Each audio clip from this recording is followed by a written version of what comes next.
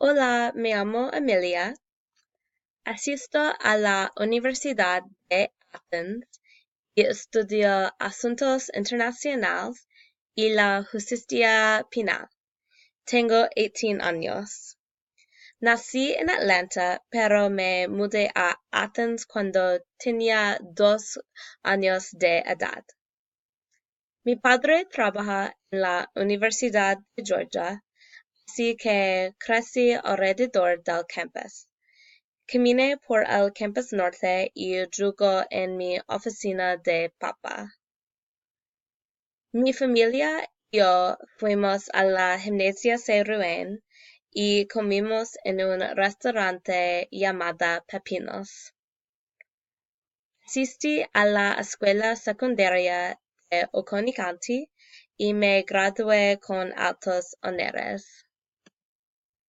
Me gusta mucho Athens, pero no me gusta cómo está tan cerca de casa. He trabajado en el campus los últimos 2 veranos. La Universidad de Georgia es un campus hermoso y todos los profesores son increíbles. Estoy en una hermandad llamada Sigma Kappa y me encantan todos los amigos que he hecho.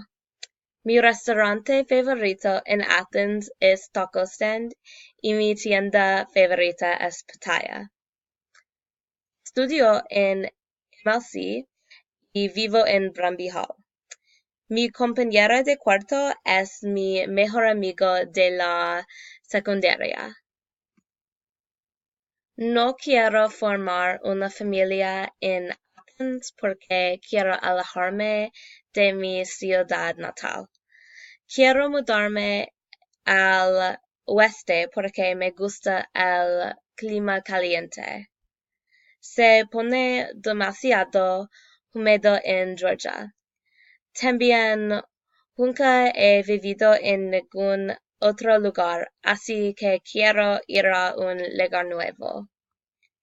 Quiero trabajar en una organización sin fines de lucro. Quiero viajar por el mundo para mi trabajo. Mi ciudad natal era pequeña, así que quiero vivir en algunas ciudades más grandes. Sin embargo, puede que quiero jubilarme en Athens. Está cerca de una gran parte de mi familia y siempre amaré a Athens. Gracias, hasta luego.